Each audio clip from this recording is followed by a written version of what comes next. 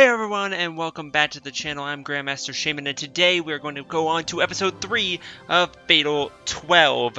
And let me start by saying I apologize profusely for the last episode, episode 2, which I was unable... I could try and go back and record it. It would just take a significant period of time. So I just decided to voice over it.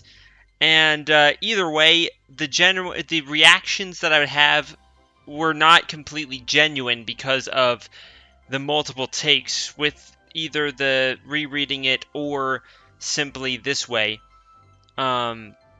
which I just voice over it. So I'd like to greatly apologize for that. I seem to have overloaded my recording software for whatever reason. I'm not entirely sure why it was.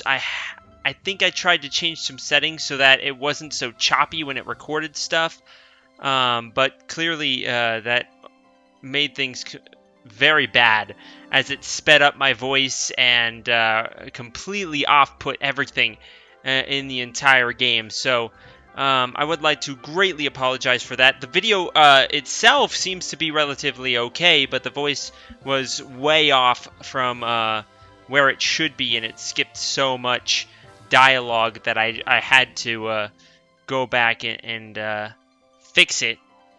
But moving on now to episode 3, we made it to the theme park. So far, nothing has really been explained. The only thing we know is that there was a book with some cards in it saying her name and her death, basically. And now we've made it to the theme park, where, I mean, I guess everything's totally fine outside of the fact that she died, and we really don't know much other than that. So 1 hour after the park opens, we finally pass through the hellish queue to get in. We came an hour early, but it turns out others came even earlier than that. Well, at least we didn't have to wait in line for tickets, thanks to asking Mao to pick them up beforehand. Still, we totally underestimated how busy it'd be during Golden Week. What was your voice? Wasn't it, "Well, finally inside. Want to take a quick selfie?" She doesn't even wait for a response before snapping some pictures. Some with me, some with Miharu, some just by herself. Your battery's gonna die if you're always taking pictures. No worries.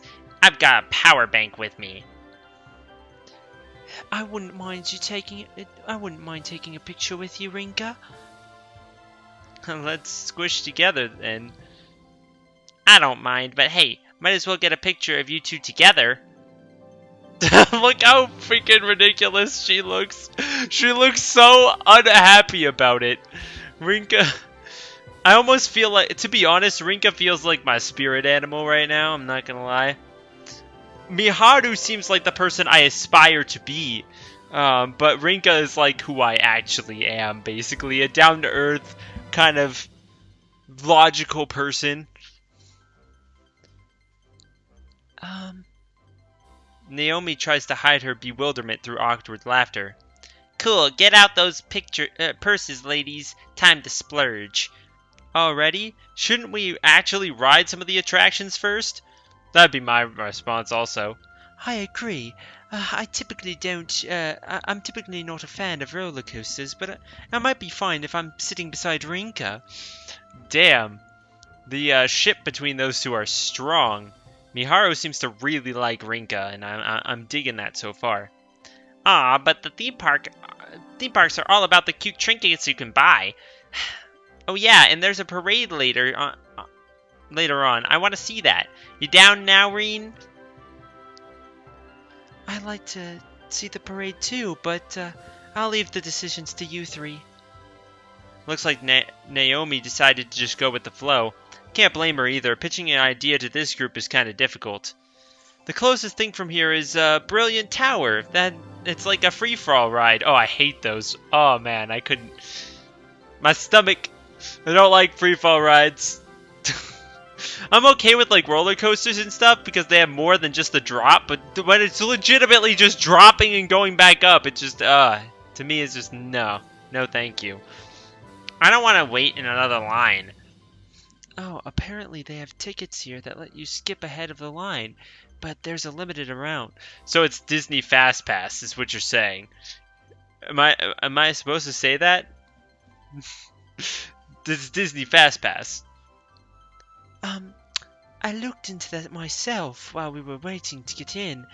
We wouldn't be able to use them for another hour because it's so busy, but it might be worth getting some now. Sounds good. Let's check out a couple of the shops while we pick those up. The parade isn't until later in the day, so let's decide if we want to see it or not after getting some rides in. You know, this totally reminds me of when I lived in Los Angeles, because when you live in LA, you know what you do on the weekend? You freaking go to Disneyland. Just on a whim. It's the weekend. Let's go to Disneyland.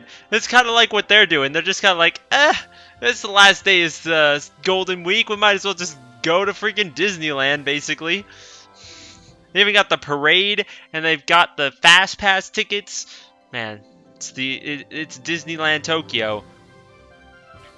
Whoa, Leader Rinka up in here. I'm fine with that plan. I'll leave everything to you. And with that, we make our way to the ticket machine. I can feel myself getting excited about how fun today will be. I hate when it goes to night. I don't know, I'm so on edge lately ever since I played Doki Doki. This doesn't have any warnings. It shouldn't be too crazy. I'm not going to get jump scared, I hope. Oh my god. But that's the thing, in Golden Summer or Everlasting Summer, there was that freaking flash and then freaking Rika showed up in a black silhouette and I freaked the fuck out. I'm like, what is that? Why would you do that to me? The sky is pitch black when closing time looms near, allowing all the fancy illuminations to light up the park. So we don't get fancy flashes of them on all the rides? Isn't that like your generic amusement park episode from an anime? Like, come on, man.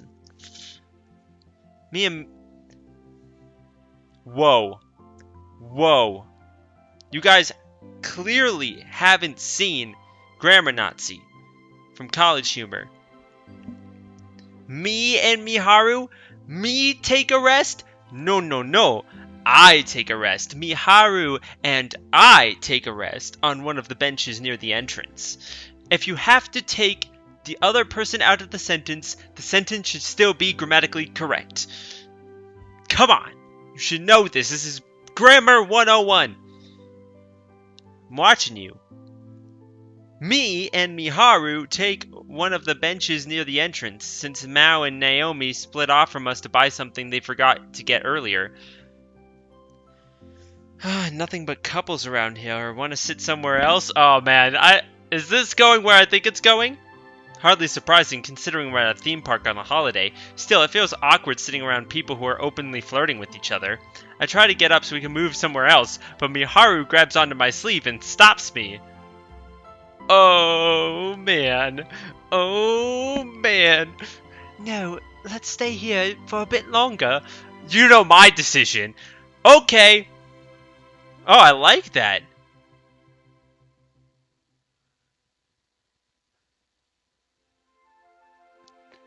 I'm just looking at that person over there, and that person is creeping me the fuck out. I don't know if it's like a real person on a dancing float, but the background is so good. It looks really good. I like how it's just barely kind of blurred. Except what's weird though is that the lights are all blurred and looks like an actual focus shot on Rinka, but the girl off there to the side is still in like firm vision. And she looks, it's just really creepy when they don't show the eyes and that little smirk on her face. It looks like she's going to try and kill Rinka. Okay then. Today's truly been a good day. It's not often you respond like that after all. It's not often that she wears such a shy expression either. I've got to admit though, she is looking darling. Just absolutely cute. I like her outfit, the necklace, and grabbing onto the sleeve. It's such a cute. That's something that I would do. I see. I like to be the cute one of the relationship, so I'd be again in Miharu's place. Miharu seems to be like the cuter one, and Rinka seems to be more of the I don't want to say tomboyish one because that doesn't sound right. More of the I guess kind of leader, I guess, of, you know what I'm saying? Every relationship, lesbian or otherwise, has kind of like a more shyer or no, that's not the word. Kind of a follower and then a kind of a leader. You can tell it's the case, even if sometimes it's difficult to tell. There's almost always going to be someone that is more causes the pace of the relationship, I want to say. I don't know. Maybe that's just me. I could be wrong, but she's normally a lot more outspoken, but something seems odd. Something seems to be on her mind right now. Soon after, people start to gather around us to see the impending parade. Seems like we've picked a pretty good spot by coincidence, judging by the number of onlookers. The only issue is that it'll be hard to meet up with Mao and Naomi if it gets more packed, so I try to move again. Miharu maintains her refusal to let go of my sleeve, though, and I fail to find the words to make her stop. The silence between us continues. This isn't normal. People tend to get the wrong impression about her. She rarely talks to anyone other than us, but she actually has a great sense of humor. She enjoys talking about the most meaningless things too. And yet, we sit here in utter silence. She's looking a bit shy, but there's determination in her expression as well, so I can't bring myself to say anything. The park staff sets up barricades near the bench during this time to make sure no one can get in the way of the parade before they start to organize people into lines. We could just stay seated, but doing so while the rest of the crowd waits all excited feels too awkward. Hey, Rinka. We speak at the same time, possibly because we're thinking the same thing. What is it? You go first. No, I just wanted to say that today was fun. It really was.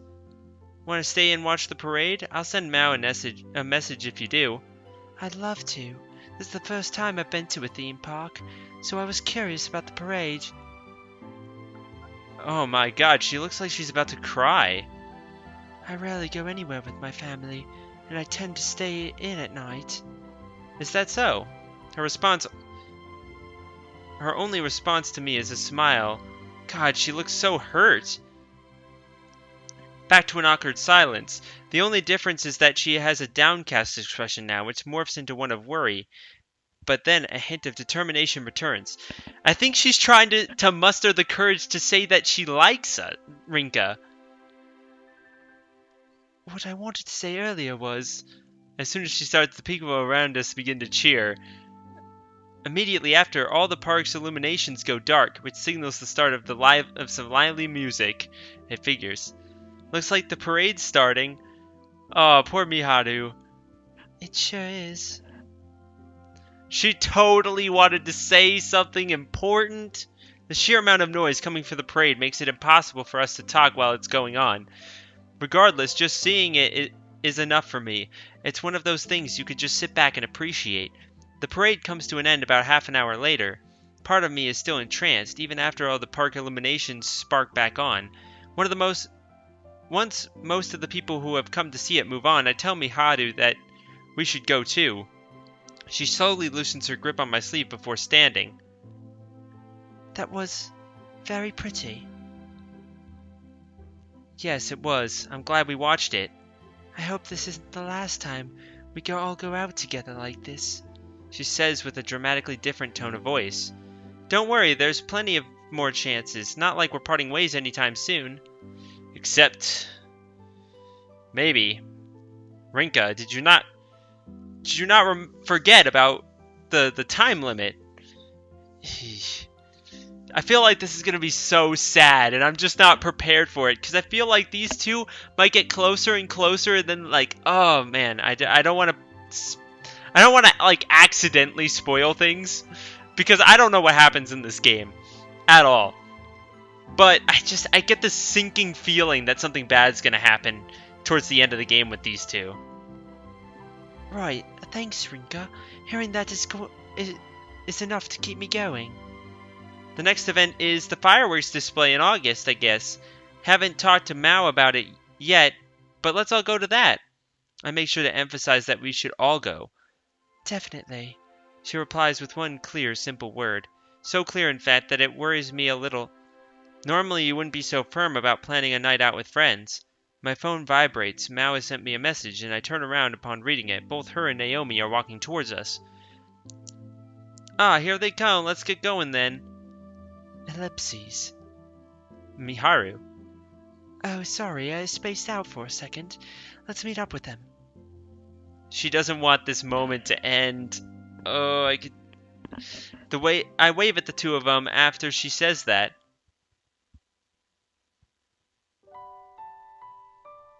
The first thing I do when I get home is take a good shower. Today's been absolutely exhausting, so my body insists that I dive straight into bed afterwards. Today was fun. I'm not exactly rolling in money, so I couldn't buy much, but I did come home with something precious. I'm sure I didn't need to say what that is either. My gran even gets back to me about relatively cheap and tasty beans, as well as a way for beginners to make a decent drip coffee. School's back in session tomorrow as well, so I need to make sure I teach Naomi properly. Once I hop into bed, my eyes are drawn to a certain book on my bookshelf. I still haven't told Naomi about the cards inside.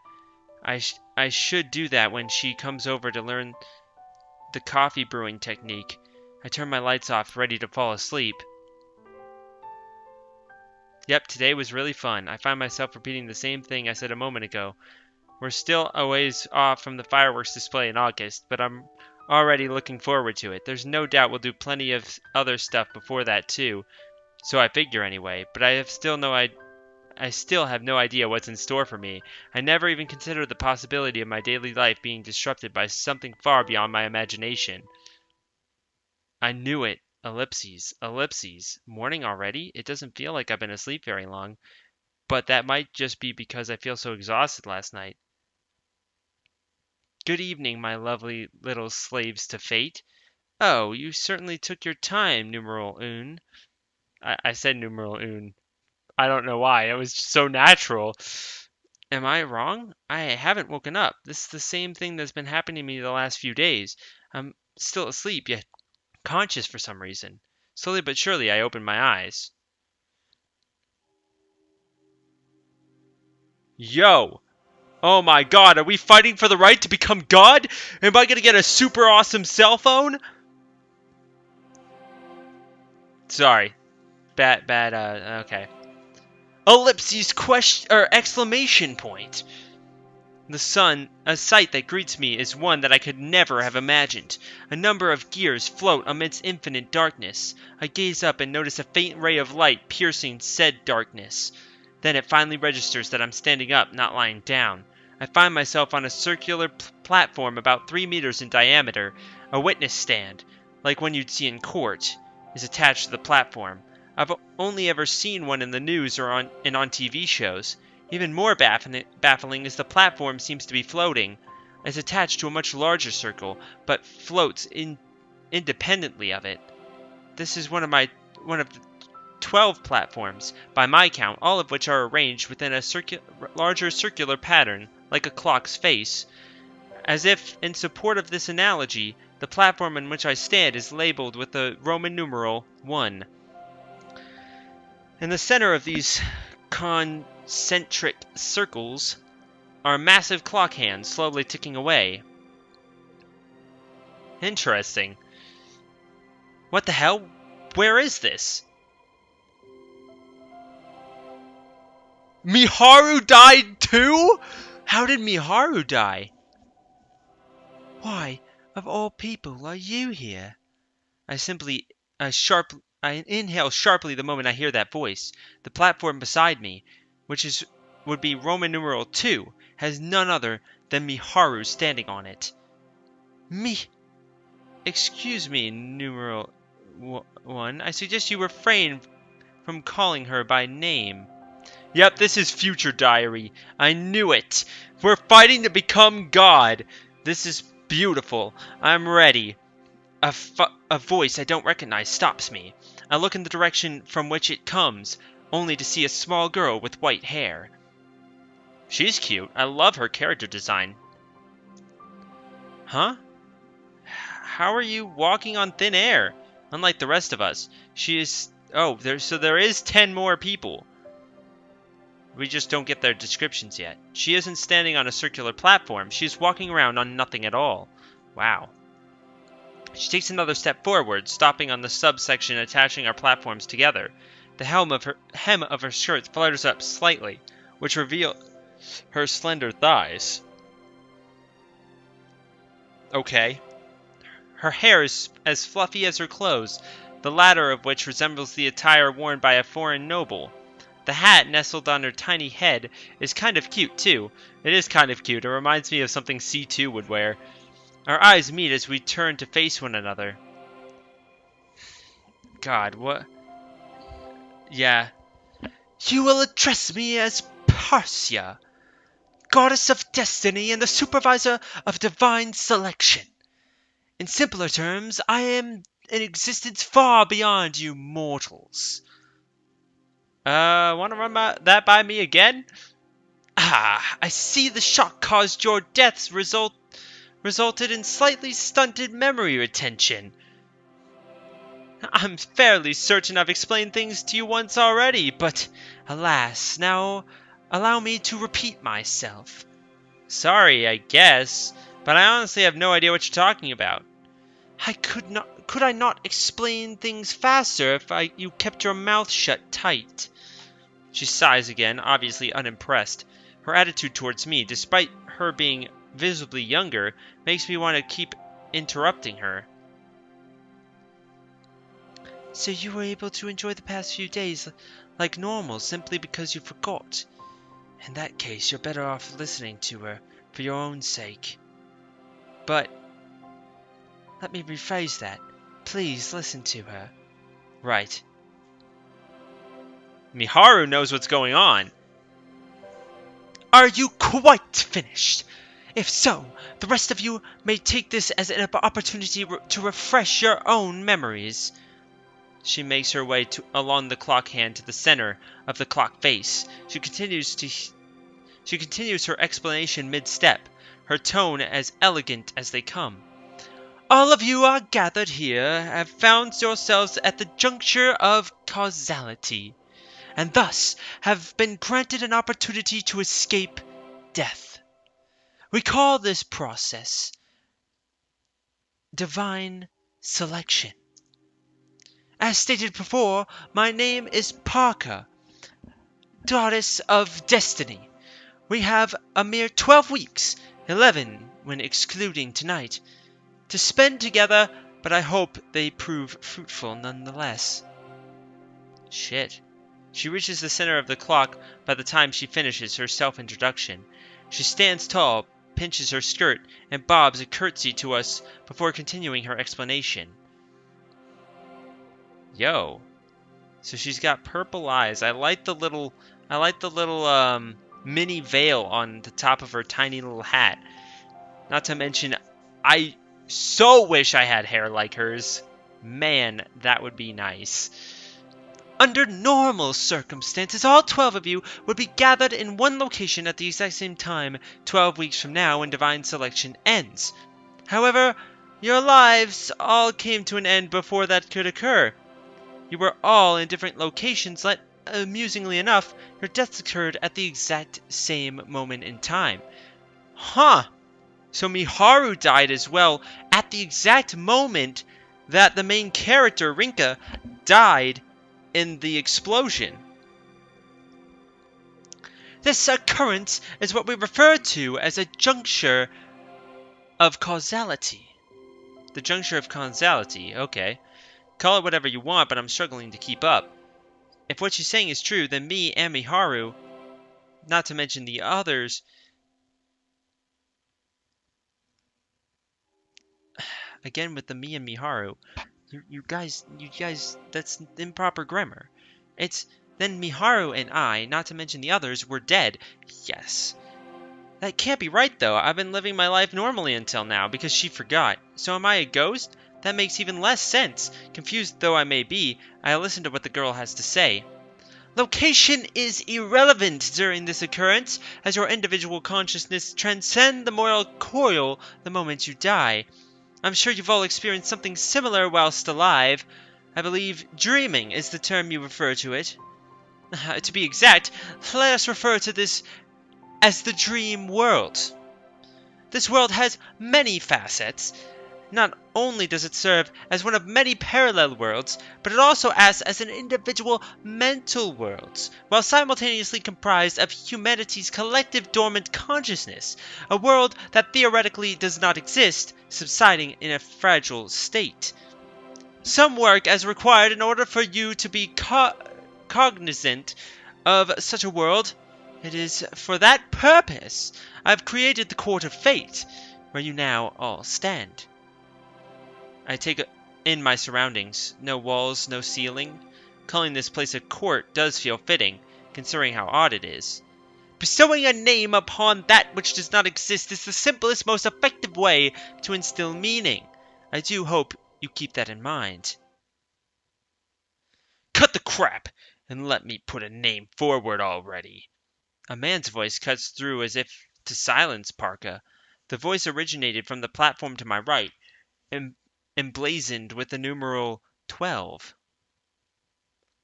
The man standing there had brown skin. He's tall and muscular with a hardened face. I assume he's from the Middle East. Actually, wait a minute. Isn't it odd that both Parka and this guy can speak Japanese? Why didn't I realize that sooner? Everyone sounded so natural that the thought never crossed my mind. Nothing good comes from being impatient. I'm about to mention the most important part. She gives a stern yet composed warning. Yeah, shut up, Middle Eastern guy. What the fuck? I'm trying to figure out what's going on. Let us return to the topic at hand. Of the 12 present, only one will be able to realize the rest of their fate. The cause of your deaths may have been temporarily silenced by divine selection's proceeds, but this will be undone for all those eliminated during it. Not only that, but any events in the real world caused by an eliminated member will be undone during this period. It may be wise to consider yourselves' existences removed from the natural state of the world until divine selection has run its course. In other words, you cannot die by any means other than divine selection, although injuries and the like will occur as normal. I certainly hope this answers your silly questions, numeral uno. She shoots me. Numeral... So should I say I guess? She shoots me a sharp glance before continuing to speak. Much as I'd rather not, it's hard to feign ignorance after hearing her explain things this much. So all 12 of us are here to kill one another? You are 90% correct, my dear. No killing will go on here, however. How uncouth that would be. Thank God. Instead, you will simply erase one another. One cannot kill that which is already dead, after all. Oh. Well, fuck you. So we have to kill one another. Such an unpleasant description. Miharu and I aren't the only ones to react either. The others have their own thoughts to share on the matter too. Parka's voice, along with all of ours, resounds thoughts throughout the court so we could hear each other speak. I do not have it in me to take a good look at all the others gathered. My eyes are glued to the person on the platform VI. She sits in a fetal position, lifeless, almost as if asleep. I go back to focusing on Parka. After that, in an attempt to take my mind off the uneasiness welling up in me, I can decide whether or not to believe this after she finishes. 3 cards are required in order to eliminate someone. Each of you have been dealt cards detailing a name, a cause of death, and a regret. These represent the past, present, and future, respectively. You all have a personal card with information regarding yourselves, so I'm sure you understand. Of course, divine selection requires that its participants to have some manner of clue in order for it to proceed. So you all have been allocated 3 cards at random with information regarding your peers. What you need to do now is gather the remaining cards on your own. Obtaining information on the other participants is key, as this information will mold itself into the form of a card. Said information must be gathered in the real world. Follow this procedure, and you certainly are certain to obtain additional cards without issue. The sole object that links this world with reality is the card book you were given. You were all appointed. Behold! I cast my eyes down as she mentions the book. What I initially thought was some kind of handrail is actually a book stand. Resting upon it is the single book, an auburn-colored book with a golden leaf gears decorating it. Huh? Why is this book here? I open it up, only to discover that it's identical to the one at the Lion House. Whoa, a bright light pours out of it from all of a sudden. I close my eyes on instinct and slowly open them again when I notice the light gradually fading away. What greets me are 4 cards, one lined up again beside another, floating above the book itself. I name Shishimai Rinka. 3. Name Federico Carminati. And 4. Cause of death, fire. 9. Regret, gold medal. Each card has its own details written on them. Only one card has my own information on it, though. Huh. I mean, I guess she didn't die because of the fire. She died because of a bomb explosion. Interesting. Only one card has my name information. Maybe that's thanks to my memory being all fuzzy? The other 3 have information on the others, so 4 total. I catch myself peeking at Miharu, but I can't see anything due to the light pouring from her book. We're not allowed to know what cards other people have, not even how many. That explains the bright light stopping me from seeing anything. Miharu gives a concise explanation of her discovery. She must have noticed me looking over at her. Meanwhile, Parka pays us no mind, opting instead to continue her explanation. The election order is decided as each participant decides what they wish to do. Keep in mind that the numbers you have been assigned will not prevent anyone from electing another. Should the person you elect opt to elect you in response, whoever reveals one personal card to the remaining participant earns election priority. She continues her explanation to proclaim that if both reveal a personal card, they are required to reveal another.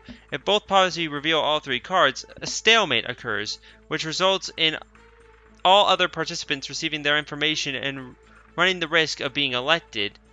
Nothing more. We only have 3 pieces of information, so revealing just one is risky enough. Conversely, if you refuse to reveal a personal card, you'll be eliminated.